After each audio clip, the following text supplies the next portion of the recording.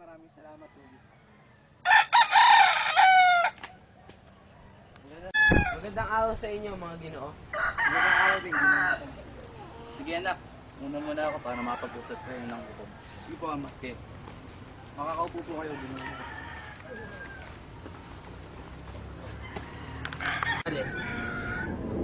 Tatapat na nasa batas na hindi pwede magmay-ari ng lupain ang mga praile. Mahirap silang kalabanin. Makabubuti pa na bayaran mo na sila. Alam niyo, sa araw-araw ay namamalimos ako sa pangabulo upang wag lang ako yung magmamahal. Sino makakapilit sa akin sa panlilimos kung nagmamalabis na? Siguro ay nakapagpasya ka na. O sige, ako'y aalis na. Sige po, maraming salamat po sa payo.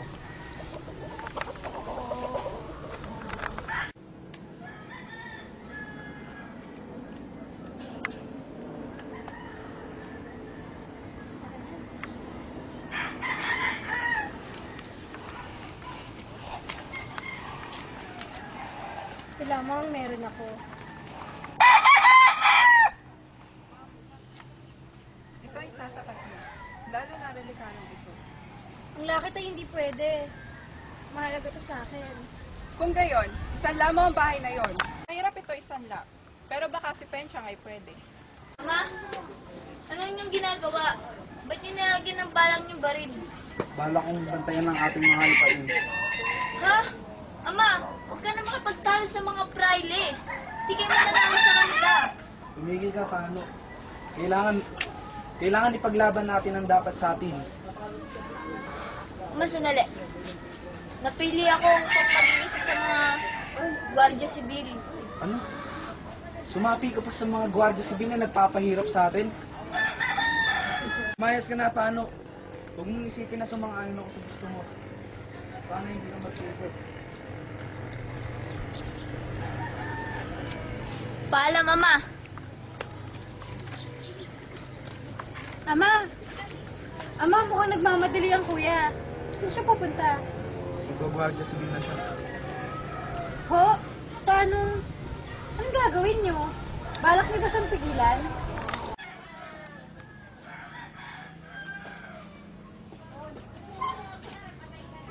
Kabesang talas sa parating. Tara, batiin natin.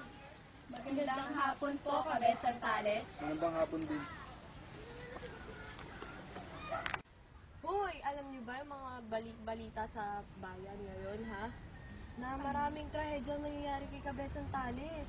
Oo nga, Guardia Civil na si Tano. Ano, Guardia Civil na si Tano? Sus Maria Josep. At di pa yun, nais pa niya patay na umakit sa kanilang lupain. Naku, talaga, kailangan malaman na ng mga praile. Tara.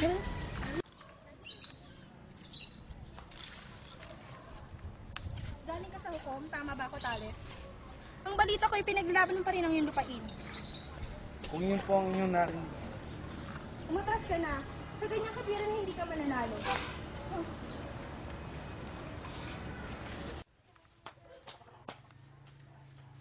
Ano pa kayo mo? Kukunin ko ang iyong armas. Utos ito ng Kapitan General. Dahil sa balitang may balak kang pumatay. Di totoo yun. Bigay mo lang yung armas. Huwag ka naman laban. Ano pa talaga ang kailangan nyo?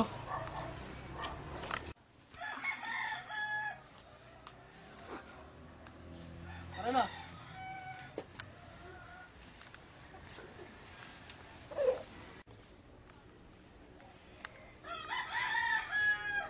Mambihira talaga ang mga prailing iyon.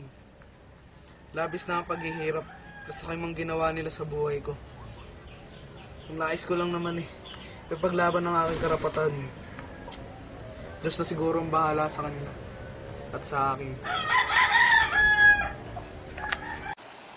Ano kailangan sa akin? Sumama ka sa amin dahil pare-pareho tayong gawi. Kailangan ka namin! Isa lang kalaban natin! Sumama ka sa akin! Tama ang mga kasilayon! Kaya sumama ka sa amin! Sumama ka sa amin! Sumama kayo!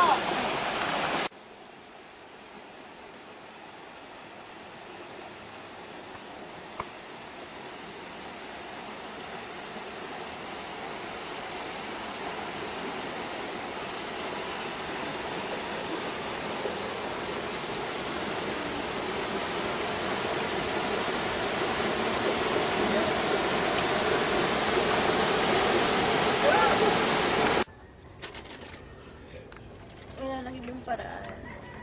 Kung aalis ka, ay babalik ka ng sugubat at hindi kailanman tutungtong sa bayan.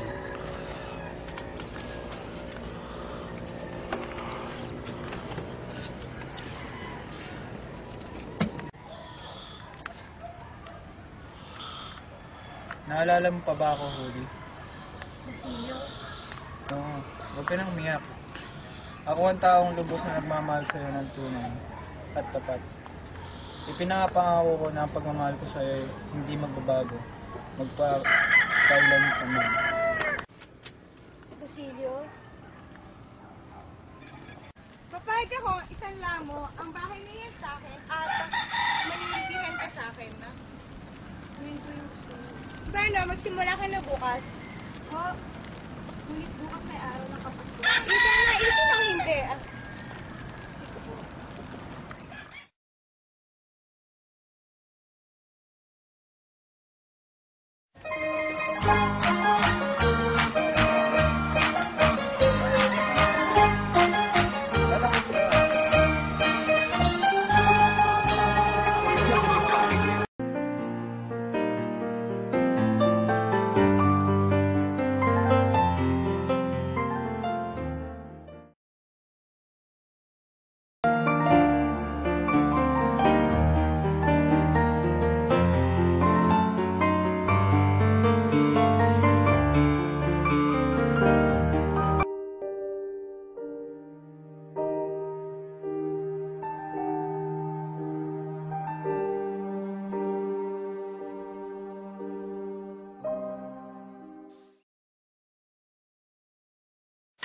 O Ginoo, Senyor, maaari bang kaming mag-usisa?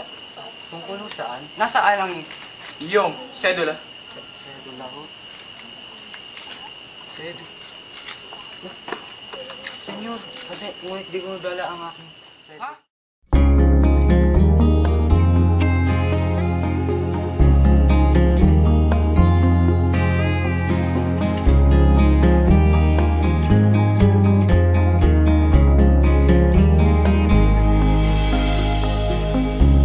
Mabuti pa sa loto, may pag-asang manalo. Di tulad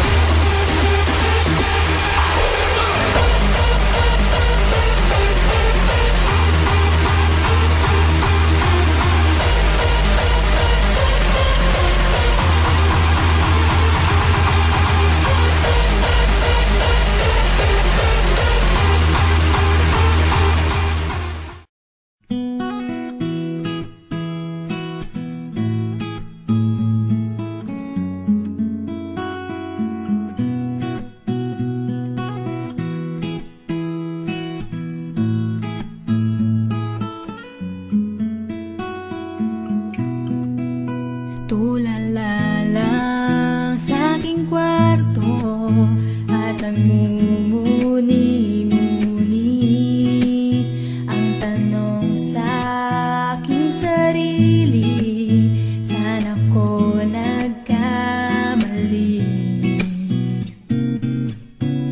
Bakit sa iyo pa nagkagusto? Ha? Kami ang